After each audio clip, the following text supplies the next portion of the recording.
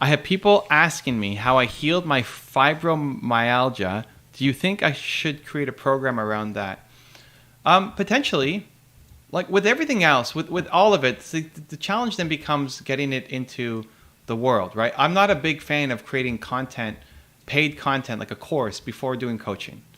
I just don't think it's a super smart move, because until you've helped people go through it and they've paid you to go through it, then you don't have a course yet. The course is going to be off because you know what worked for you, but you don't know how to guide other people through it. A course is really, or a program is really going to be about something that has been repeatable, that you've walked people through before, and you have a fairly high, degree of certainty that if they do it, they'll have success as well. So should I do separate one-on-one coaching on that? Yes, ideally for anything that you are even thinking course, you start with one-on-one coaching. Even the anxiety thing should have been one-on-one coaching first. It gives you a much better chance of creating a better course. It gives you cash flow, immediate cash flow. It gives you actual feedback from customers. It gives you momentum. And you're talking to people.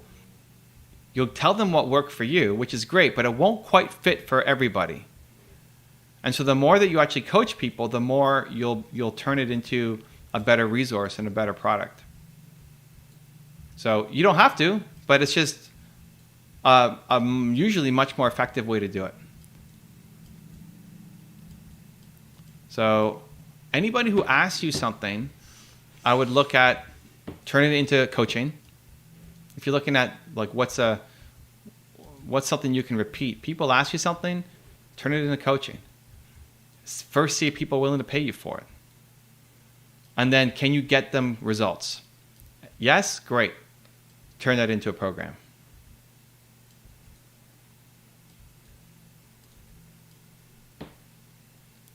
And thank you. You're welcome, Posh. Hey, just want to see you win. Creating a course is hard, but the hard part is getting it into people's hands and building momentum, and then getting them to actually use the course.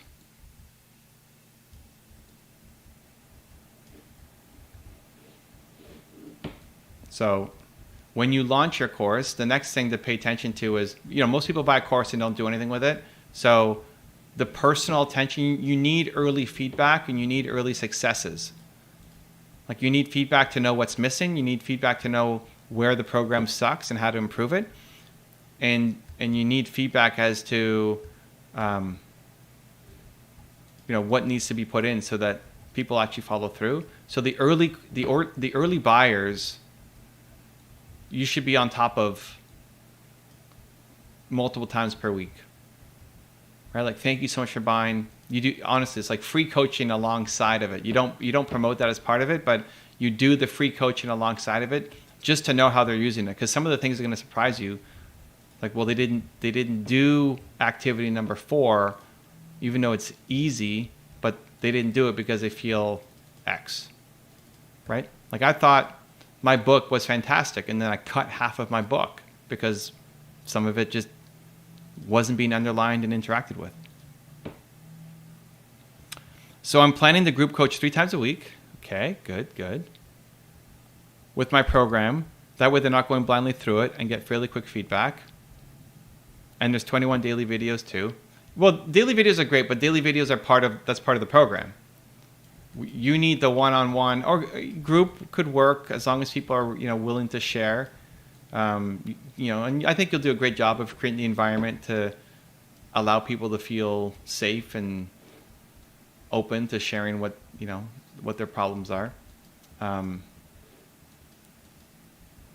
That's going to be critical, and then figuring out, why are people not doing it? Why are people not following through? Why did you not watch video number 2? What's the story in your head? What's wrong with my course? Right? You don't have to say it in those words, but that's like the thinking going in. It's like, oh, okay, this is how it worked for me, but it's not working for them as well as it worked for you. Why? And then tweak it and make it better. So it's great. the group coaching, and if people don't show up for the group coaching, then you follow up with people one-on-one, and you do calls with them, because it's going to help them. But like, what's going to help them? It's like, look at what just happened with Oleg. So he's reading Limitless, but then he's still afraid to take action, so he doesn't feel limitless. So there's lessons in there that Jim Quick could use to make the next book better. And if Jim talked to Oleg, he'd get some good feedback on it. Now, Jim's already done a ton of one-on-ones and mentoring and feedback, so it's not just him. He's got tons of students, so he's already building off of best practice, but it's still not quite good enough. And that's for everybody. That's not just Jim. That's me. That's Tony Robbins. That's everybody. I'm offering one-on-one coaching with it. Yes, the group was going to be mostly Q&A. Yeah. So when you give them an assignment, why don't they follow through, right? When you tell them to read page 2, and do they read it? Do they don't read it? Did they try the thing? Did they not try the thing? Bonnie, even look at what I told you to do. So I gave you advice here live on this channel on how to DM people, right? And it hopefully made a little bit of sense while you were here, but then you went home and said, I don't want them to feel like they can't share.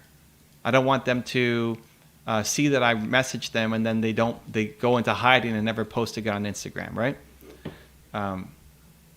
So I didn't do a good enough job anticipating that and telling you while I was giving you the advice, hey, be ready for this.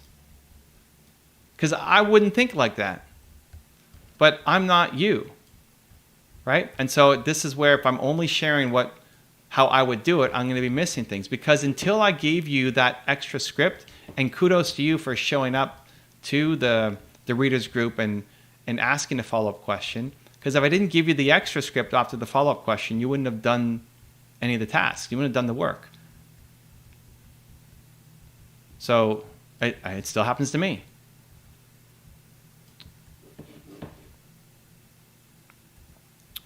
I don't feel like I'm afraid to take action. Perhaps I'm rather lazy. No, lazy is an excuse. Lazy is, if you're lazy, you're either afraid or you don't like it. It's one of those two reasons. You don't actually want to do it, or you're afraid. Those are the only two reasons. You're not lazy. You don't want to do it. Deep down, you don't want to do it, or you're afraid of doing it. Those are the two reasons why you're lazy. You are not lazy. And it's really important to dig into the reason, because it's the exact opposite advice depending on what the reason is. If you're afraid, then you have to do it. And if you don't want to do it, then don't do it. Move on to something else and stop wasting time on this thing. So which one is it?